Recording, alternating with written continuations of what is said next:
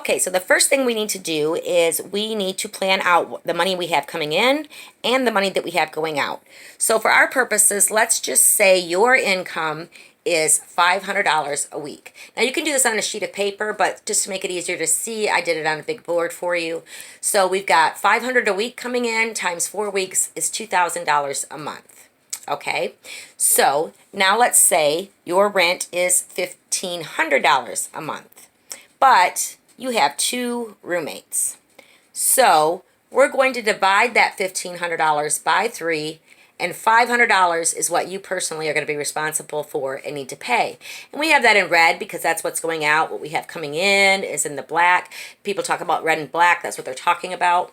So now $500 a week, $500 a month in rent for you. This is what I was talking about, how we were taught to plan it.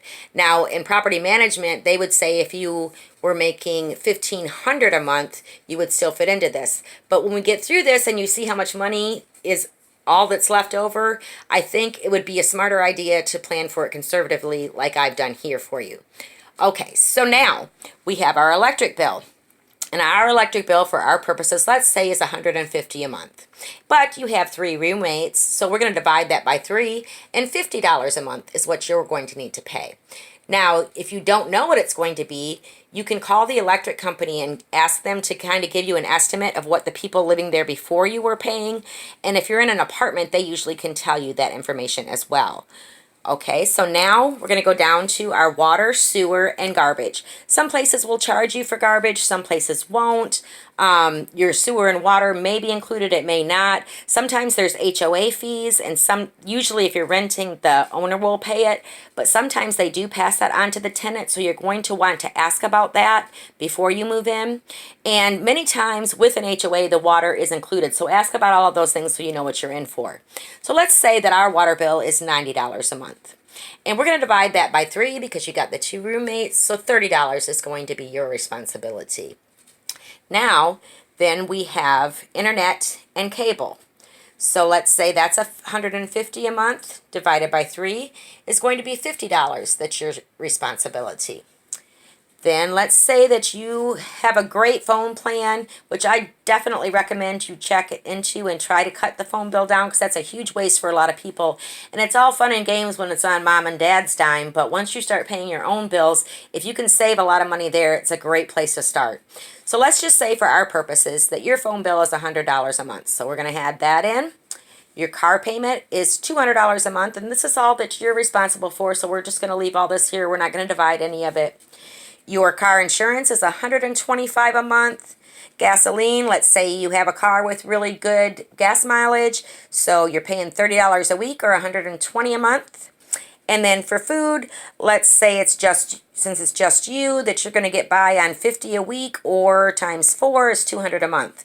Now, I just want to say here that I highly recommend that you learn how to cook at least a few meals at home. There's all kinds of information on YouTube, and there's recipes. There's all kinds of ways that you can learn to cook at least some simple things because you will save a lot of money, and it's so much healthier for you. And if you have roommates, maybe one of them knows how to cook and can teach you. You can take turns cooking, and you can also sit down together and make out the grocery list and split the grocery expenses.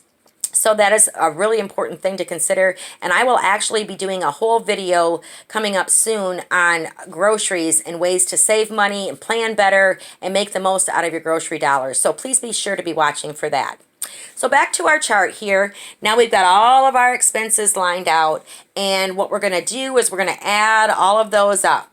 Now, I recommend getting a calendar and writing when the bills are due so that you make sure you don't miss anything, because the last thing you want to do is pay late fees if you can avoid it, because it is such a waste of money. So put it out on your calendar, whether you put it in the calendar on your phone, however you do it, just so that you keep track of it. Okay? Now, we're going to add all this up, and it's going to come to $1,375 that you personally are responsible for paying each month. Okay? And we have that in the red because that's an expense. You have $2,000 a month coming in, so if we subtract $1,375 from the $2,000 you have coming in, you have $625 per month left over. Sounds great, sounds like a lot of money until you really start figuring. And then once you divide that by 4, you have $156.25 a week left over, period. So if you go out to a movie, go to a concert, go to dinner, go on a shopping spree, any of that stuff, it's taking out of that money. That's money for, all the extra little things that you want to have and need to spend. And you also want to plan and have a little cushion there for miscellaneous things that happen, emergencies and all of that. And I would highly recommend that you save at least a portion of that. And we'll go into that in another video at another time as well. So if we've got the 156.25 left over per week, what do we need to save for bills per week?